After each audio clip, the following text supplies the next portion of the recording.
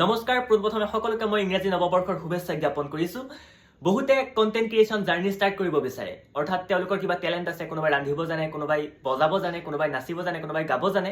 সেই টেলেণ্টটো মানুহৰ আগলৈ তেওঁলোকে লৈ যাব বিচাৰে, কিন্তু তেওঁলোকে নাজানে কেনেদৰে কেমেৰাৰ আগত আহি নিজকে উপস্থাপন কৰিব আৰু মানুহৰ মাজলৈ তেওঁলোকৰ নিজৰ প্ৰতিভাটো লৈ যাব। আপোনাৰ এই জাৰ্নিত মই সহায় কৰিম। এইটো এটা কমপ্লিট সিৰিজ হ'ব গৈ আছে, এইটো তাৰ প্ৰথম ভিডিঅ'। আপোনাৰ ওচৰত যিখিনি ইকুইপমেণ্ট আছে, যিখিনি ৰিচোৰ্চ এভেইলেবল আছে, আপুনি সেইখিনিৰে ষ্টাৰ্ট কৰক। যদি আপোনাৰ হাতত একো নাই, কেৱল মাত্ৰ এটা মোবাইল আছে যিটোৰে ভিডিঅ' ৰেকৰ্ডিং কৰিব পাৰি, আপুনি সেইটোৰে ষ্টাৰ্ট কৰক।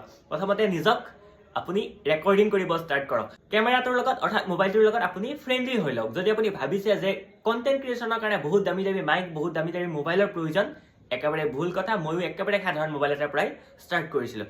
কণ্টেণ্ট ক্ৰিয়েশ্যনৰ কাৰণে ৰিচাৰ্চৰ আগত নলেজ অথবা টেলেণ্ট লাগে, এইটো কথা আপোনাৰ মগজুত সোমাই লওক। পাৰ্ট 2 আহি আছে, লাইক, শ্বেয়াৰ এণ্ড ফ'ল' কৰি দিয়ক।